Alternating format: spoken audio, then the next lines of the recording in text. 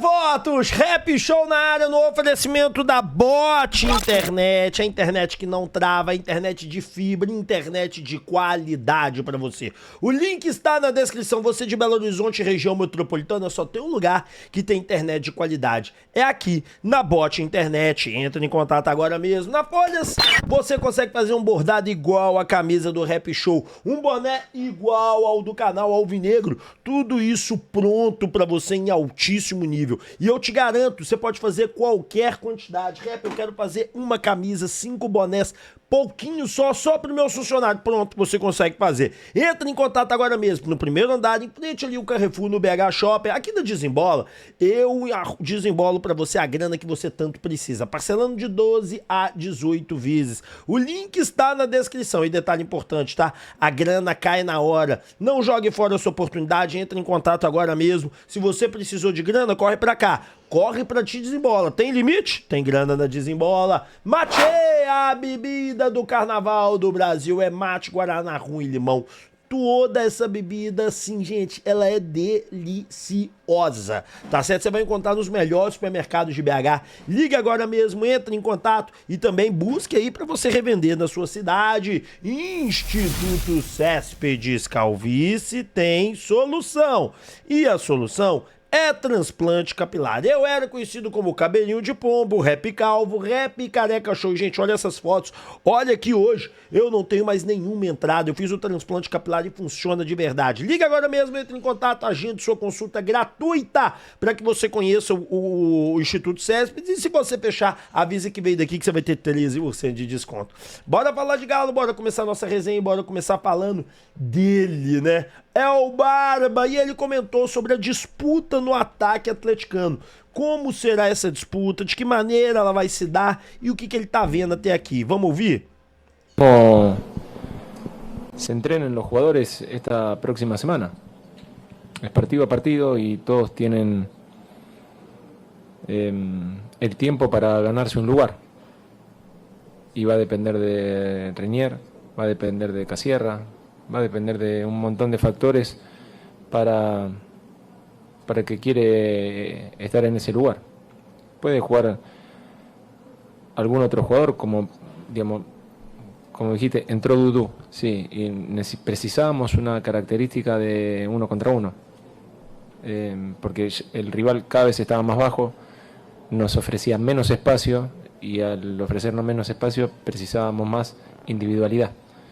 Entonces hicimos los cambios, también entró Minda y Víctor Hugo hizo un muy buen partido, pero ya estaba cansado. Entonces me parece que cuando ya el equipo rival estaba cada vez más bajo, bueno, tuvo que entrar Casierra para buscar generar más situaciones. Es difícil generar situaciones con un equipo tan bajo. Así todo el equipo generó. Buscó por fuera, buscó por dentro, tuvo situaciones por fuera, situaciones por dentro. Hay que tener paciencia, o yo tengo paciencia, y para encontrar de a poco, ir creciendo y en confiança. Tá aí o Barba, né? Ô, gente, a disputa do ataque do Atlético, ela vai aumentar demais nos próximos tempos, que a gente tem que colocar algumas coisas em perspectiva e algumas coisas são pontos fundamentais nessa história toda. A primeira coisa é que o Barba, ele, pelo visto, joga de duas... Ó, tô vendo uma arara ali, velho. Que legal, cara. Bacana demais, de cima da árvore ali, uma arara. Show de bola lá. Vamos lá. Que isso, a natureza, né? O Barba, ele jogou de duas maneiras, ele demonstrou isso claramente. A primeira maneira, que ele jogou no Atlético com 2 atacantes, Hulk e mais um atacante para jogar do lado dele, com 2 meias, com Vitor Hugo aparecendo pelo lado esquerdo e central direita, e o Scarpa aparecendo pela esquerda e central esquerda, o que fatalmente não funcionou hora nenhuma, porque os meias que tinham que fazer essa ligação, que é o Alan Franco e o Michael, não conseguiram fazer isso hora nenhuma, né? E aí, no segundo tempo, na hora que eu mais gostei do Atlético, ele foi com um esquema alternativo, onde ele jogou o Dudu, o Minda, né? O Hulk ficou lá na frente e colocou o Casierra pra fazer. Aí o Hulk, Casierra aqui. O Atlético teve mais volume atacou mais, mas mesmo assim também não foi tão diferente ao ponto de esmagar o América, desmoralizar o América e fazer os seus gols, né? O Atlético ficou meio travado ali durante muito tempo. Então, assim, a coisa tem certo momento que não anda, a coisa tem certo momento que não acontece, a coisa tem certo momento que ela não sai do lugar. Mas dá pra entender que o treinador ainda também tá se organizando, tentando entender, tentando ajustar a equipe. E ele também falou sobre a questão dos pontas e como vai ser utilizado isso. Vamos ver? No seu trabalho anterior, você gostava de usar os pontas mais próximos do centroavante para dar opção.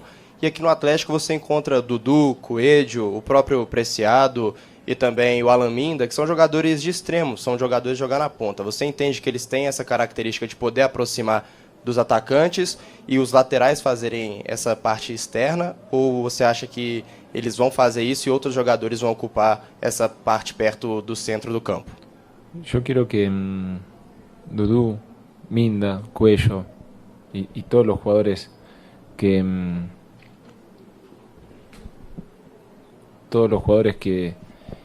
pongo que entren al campo de juego se sientan cómodos. Si tienen que jugar por fuera, jugarán por fuera.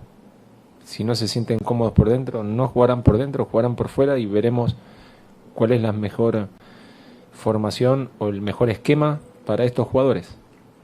Eso es lo más importante, empezar a detectar cuál es el mejor esquema.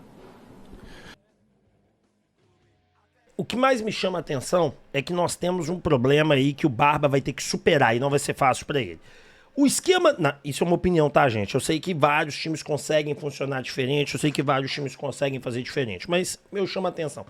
Times que jogam com pontas, eles jogam de algumas maneiras. A maneira mais eficiente que eu vejo é quando você tem um cara que é o distribuidor de jogadas, o centroavante, 2 pontas, e você tem um dos laterais auxiliando e um dos volantes encostando.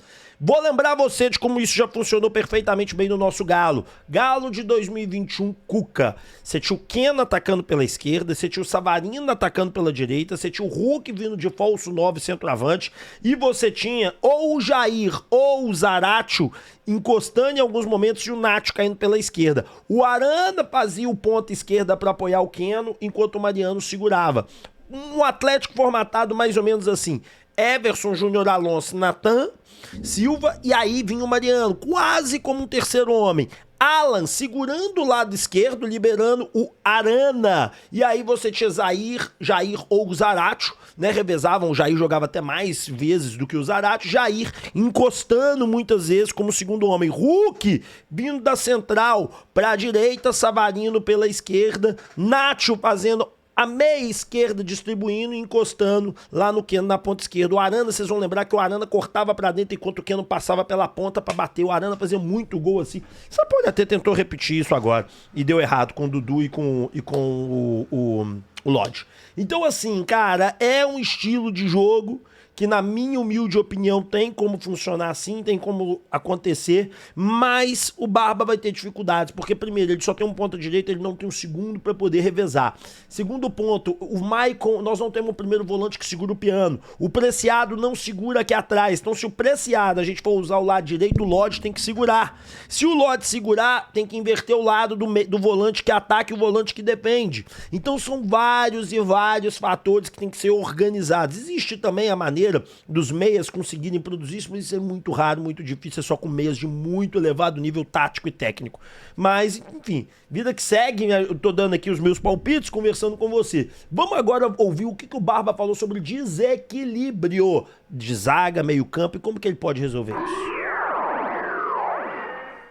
Você chegou há pouco tempo e pegou um time que raramente passou ileso, né, na questão da defesa, ou seja, hoje não tomou gol, né, uma situação rara nessa temporada, e o ataque também às vezes produz muito, até com outros técnicos, mas não consegue efetivar. A que você classifica esse desequilíbrio? É uma questão emocional, físico, ou você acha que é um esquema tático que precisa ser modificado? Obrigado. Sí, hoy hubo, me parece, muchas situaciones dentro del área que no finalizamos. Y me da la sensación, es una sensación, después tengo que ver otra vez el partido, porque no ejecutaban porque siempre había una opción de pase y elegían la opción de pase en vez del remate. Bueno, no hay que olvidarse que se fue un entrenador, todo cambio de entrenador genera expectativa para algunos jugadores, desconfianza para otros, porque no se viene consiguiendo resultados. Bueno, hay que tener paciencia para elevar la confianza, para que todos estemos en un nivel emocional alto y alineado, y a partir de ahí, con los trabajos que vamos a proponer, me parece que hay una muy buena sensación de que el equipo pueda crecer. Cara, vamos lá, vamos fazer uma análise disso que ele falou e é uma realidade muito, muito honesta, cara, muito honesta mesmo. Vocês já repararam o tanto que o Atlético chega dentro da área, chega no momento de chutar e o Atlético prefere dar mais um passe? O Atlético é o time do mais um passe, o Atlético toda hora quer dar mais um passe. O que isso é característica? De falta de confiança. Os jogadores do Atlético não confiam neles mesmos. Eu vou lembrar pra vocês alguns lances que é o momento chave, na minha opinião, de um jogo de futebol do Atlético, na verdade, não do jogo de futebol em si, mas do Atlético é momento chave. Quando você sai com a bola e o outro time tá postado, obviamente você não vai acelerar o jogo, que você tem que encontrar um espaço, correto? Então você vai rodar a bola mesmo, normal, tudo certo. Mas quando um time ataca e você rouba a bola, o que você tem que fazer? Acelerar o jogo. Houve um momento no último jogo, vocês vão lembrar, que é uma roubada de bola, não lembro de quem que rouba, dá a bola pro Scarpa, o Scarpa pega e ele acelera. No que ele acelera, ele olha, não tem ninguém acelerando com ele. E como ninguém acelera com ele, o que ele faz? Ele vai correndo com a bola, dá um passe pro zagueiro, o zagueiro dá um passe pro Tressoldi. E aí abre-se um espaço do lado direito, o Preciado, vou usar o termo de velho, que é meu termo, né? Zuna, sai zunado, sai correndo, sai disparada pela direita. Aí o Tressoldi, que jogou bem no último jogo, ele para, olha o que ele faz, ele dá o passe fácil pro Alan Franco. Porque a ousadia não existe, a confiança não tem no time do Galo hoje. O que ele fala do ataque é a mesma coisa, a bola tá no ataque, em vez do cara arrematar pro gol, o cara abriu um espaço em vez de chutar, e nós tomamos tantos gols assim, não é mesmo? Tomamos gol no ângulo, os caras sempre acertam aquele chute de rara sorte contra a gente, mas não é porque eles sempre acertam um chute de rara sorte, é porque eles chutam muito no gol, porque como a defesa do Atlético não tá liberando espaço dentro da grande área, eles chutam de fora, e o Atlético permite esse chute de fora o tempo todo, porque os volantes não estão ali marcando. Então o que acontece? O técnico já identificou, tem que bater pro gol, tem que oportunizar, tem que ir pra cima, e o Atlético faz o quê? Fica naquele lenga-lenga, naquela conversinha, naquela dança de capoeira que ninguém ataca ninguém, fica só girando perna em cima do outro, e por aí vai. Então é o erro atrás de erro, tem que ser resolvido pelo Barba. O senhor do Galo falou sobre mudança de perfil do clube, será que o Atlético consegue fazer essa mudança? Bom, imagens da HG Play, tá certo? Do meu amigo Everton Guimarães, vamos ouvir. O perfil de atleta do ano passado, de 2 anos atrás, você vai ver que você tinha muito pouco espaço para subir, para o pessoal da base, principalmente subir. Quando a gente começa a identificar que a base ela tem talentos, né? A gente viu no Sub-17, né, o Sub-20, enfim, com alta performance, a gente precisa dar vazão para isso. Senão a gente perde o talento e perde dinheiro, né? Então o Palmeiras aconteceu isso em 2018. Tá? A gente fez eu ainda, como consultor, eu fiz o planejamento estratégico lá em 2018 e a base do Palmeiras ganhava tudo. Era a mais vitoriosa. E ele estava começando a perder talento. Por quê? Porque ele olha um jogador de alta performance jovem, ele vai ver que não tem espaço, você tem 2, 3, 4 atletas na frente dele, ele vai procurar outro lugar. E aí ele sai como um diamante ainda não lapidado, então ele sai mais barato. Eu me lembro da sua resposta, que você dizia que para que o atleta, né, que o Palmeiras não tinha condição do atleta subir naquele momento. Você acabou de explicar isso.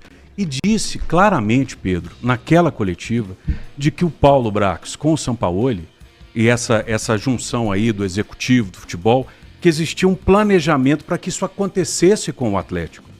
Mas dentro desse imediatismo do torcedor, da necessidade de qualificar essa equipe esportivamente, não só pensando em jogadores que chegarão e renderão frutos depois de vendas posteriores, mas como que você vai equacionar isso agora, com o Atlético não performando em campo, com uma necessidade que o clube tem de receita, de reconstruir toda essa questão de base e essa cobrança imediatista do torcedor, que é completamente compreensível. Sim, sim. E as coisas são conectadas. Tá? A nossa grande discussão com o Sampaoli, né, e agora nas conversas com o Domingues, a gente tem um plano de negócio como clube.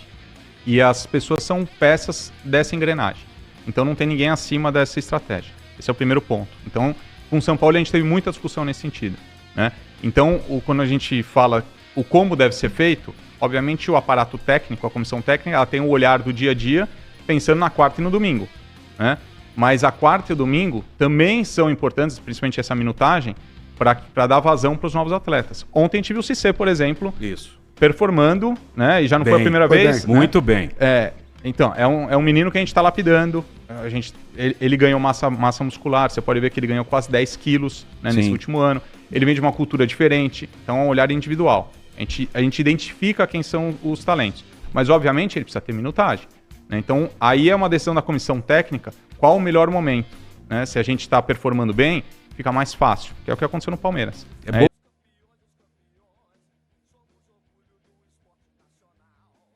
Vamos lá, gente. Eu vou ser muito sincero com essa questão da base, com essa questão de toda a realidade que percorre isso e vai doer muito em gente do Atlético. O Atlético, infelizmente, não é senhor de si em muitos momentos. Como assim? O Brax quer, a diretoria quer, os donos querem. Aí o técnico não quer, fica por isso mesmo. O Pacini é o exemplo disso. Não, vocês não sabem nada. O Pacini teve um problema assim, um problema assado, bababá. Comunique. Sabe por quê? Porque nós não estamos assistindo treino, nós não somos autorizados a estar dentro da Cidade do Galo. Quando a gente pergunta as coisas, é sempre dito. Eu nem pergunto mais. Porque quando você vai pegar uma informação oficial dessa natureza, não respondem. Então, assim, não responde assim, não, isso não é uma informação que pode passar. É uma opção técnica. E se é uma opção técnica, é um problema. Porque o técnico ele tem que ir de acordo com a diretriz do clube. E a diretriz do clube o Pacini é o lateral esquerdo reserva. O Pacini é o garoto. O garoto não demonstrou falta de qualidade. Mas olha o Cissé tá tendo oportunidades, o Cissé tá conseguindo. É porque não tem volante. Vocês contrataram o Tomás Pérez e até agora ele não conseguiu entrar em campo, sabe-se lá por quê? Talvez seja por questão de física, não é? Porque ele disse que tá ótimo, que tá à disposição do treinador. Então é opção técnica de novo. São escolhas e mais escolhas. Então, assim, sobre a questão da base, pra gente poder ver essa base oportunizada, tem que ter um comando definitivo dizendo assim: vai colocar o fulano, vai colocar o Beltrano, é aqui. Eu não estou falando que tem que interferir no trabalho dele escalar o titular, né? Quem vai pro jogo. Mas o reserva a gente tem que ter, porque tem que ter uma concordância geral nisso. E nós não temos. É um problema sério, é um problema grave, na minha opinião. Alguns meninos estão prontos, a maioria não. Eu mesmo, a galera fica pedindo Veneno, Mosquito, Riquelme. Eu falei, não estão prontos. Quem está pronto é o Pacini, o Vitão, o Cissé. E na minha opinião, só. O Murilo, pra mim, é um jogador normal, comum, que não tem nada demais. Já eita, esqueci o nome do atacante, do outro atacante, que era do Sub-17, tem qualidade, mas ainda precisa evoluir. Mas a gente não oportuniza aqueles que podem jogar, aqueles que devem estar no elenco, aqueles que devem participar de verdade do dia a dia de jogos. Infelizmente é assim no Galo. Dando continuidade, agora vamos acelerar aqui, porque são notícias do mercado da bola. A primeira é se Zep sai ou fica. Senhoras e senhores, alguns dias atrás surgiu a informação confirmada pela Itatiaia, dada pelo Galo Careca News, de que um time, como é que era o nome, gente? Eu até separei aqui. Karpat Lviv, né? Estaria interessado aí no Zep e faria uma proposta. Gente, é o mesmo time do Bruninho, tá? Que tá lá na Ucrânia e tal. Olha, eu já disse pra vocês que o Izep teve vários problemas internos dentro do Atlético, não é a primeira vez. Talvez uma saída pra ele seja legal. Agora, eu não sei se uma saída pra um time pequeno da Ucrânia é o caminho. Muita sinceridade. Um Atlético Goianiense é melhor, um Atlético é melhor, saca? Eu acho que tá na hora do Atlético começar a apostar nos seus jovens jogadores num time da Série B, fazer uma parceria com um time que acabou de subir e fortalecer esse time com alguns jovens talentos que podem ali entrar e colaborar. Tá na hora do Atlético dar uma mudada no mecanismo, ou ir na Liga Americana e forjar uma parceria por lá, colocando jogadores por lá e vendendo para lá em seguida, porque não dá pra você levar alguns jovens garotos que têm qualidade, não estou falando dos que não têm não tem problema ir pra lá, como eu já fui defensor do leste europeu para jogadores de Série B. Jogadores de Série B é o quê, gente? Que mesmo que o menino atinja o ápice, é Série B pra ele. Ele não vai jogar na Série A. E isso acontece com a maioria dos moleques de futebol. Mas o Izep tem qualidade pra ser Série A, tem qualidade até pra ir pra Europa. Bola ele tem, se a cabeça chegar no lugar. Então talvez uma mudança pra uma Liga Americana, ou comer um pãozinho que o Thiago amassou ali num time mais frágil, um time mais chuveiro gelado, como eu gosto de dizer, que a torneira não abre, seja o melhor caminho. Dantas! Vocês sabem quem que é o Dantas? Não? Então eu vou lhe apresentar o Dantas. Senhoras e senhores, vamos lá. É uma indicação aqui do canal do Rap Show, né? A gente tá falando de jogadores brasileiros aí. Vamos primeiro aqui, ó, Dantas, tá certo? 21 anos, carioca brasileiro, 1,89, zagueiro. Cara, 500 mil euros. Tem contrato com o Novo Horizontino até 31/2/2028. Vai jogar Série B, tá?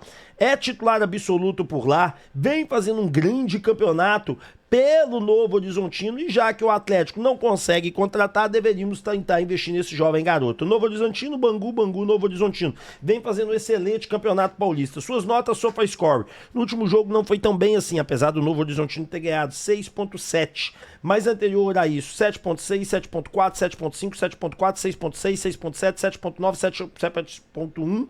Deixa eu voltar mais uma aqui. E 7.2. Ou seja, só nota verdinha pra cima. Só rumo pra cima. Cara, é uma boa opção. A Rap, nós já temos o Vitão, temos isso. Cara, é o seguinte. Ivan Roman, Vitão. Cuca passou Sampaoli. Não ganharam chance com esses caras. Eles não consideram que ele esteja pronto. Esse aqui joga Campeonato Paulista, tá jogando contra Palmeiras, Corinthians, São Paulo, só equipe bala, e com todas essas equipes o menino vai bem. Inclusive, quer ver? Olha pra você ver que legal. Contra o Corinthians, realmente não foi a melhor nota, 6.7. Bragantino, nota 7.5. Palmeiras, nota 7.2. Aí depois isso é Guarani, CRB, Primavera, Botafogo de São Paulo, São Bernardo, enfim, a Rap, mas olha os times que você tá falando. A maioria dos times aqui melhor que os times mineiros. Então assim, já que nós não estamos conseguindo ir atrás, contratar um cara da primeira prateleira do futebol, que na minha opinião é um completo absurdo, eu vou falar disso na hora do almoço, podia tentar esse jogador. E tem um argentino que o Atlético poderia tentar, vamos falar dele. Pellegrino, galera, muita gente levantou a ideia, né, que o Atlético estava de olho nesse jogador, né, que está no Boca, que já foi pra Europa, bateu e voltou, e que hoje não é titular do Boca, mas não por conta de qualidade, tá? E sim porque ele teve uma lesão, o outro chegou, jogou tão bem que não saiu do time, mas o Pellegrino é um ativo importante e ele tá na reserva lá, cara. Olha, e pra você ter uma ideia, quando ele jogou Copa Argentina, gol e assistência. Então, assim, é um nome que poderia fortalecer a zaga atleticana, mas também é uma aposta. Gente, vocês estão vendo que eu tô falando só de apostas? E por que eu tô falando só de apostas? Eu vou te explicar. O Atlético hoje tem uma zaga média pra baixo, pra fraca. Média pra fraca. A maioria vai considerar fraca. E aí o que acontece? Cara, nós não conseguimos contratar um grande jogador. Um Lomônaco, um Veríssimo, um cara realmente diferente. Então o que resta quando você não consegue fazer essa contratação e ir no mercado nacional? No mercado nacional, você vai contratar aposta. Então, se você tiver um cara experimentado na Europa, experimentado em um grande time como Boca Júnior, era titular até uma lesão, se torna um bom nome. Então, pra mim, o Marco Pellegrino é um bom nome diante de todas essas circunstâncias que eu acabei de passar pra vocês. Mas e aí você do outro lado? Você acha que seria uma boa ou não? Sua opinião aqui. Agora vamos pra bomba do dia. Meu amigo, vamos para a bomba do dia, que realmente me chamou a atenção.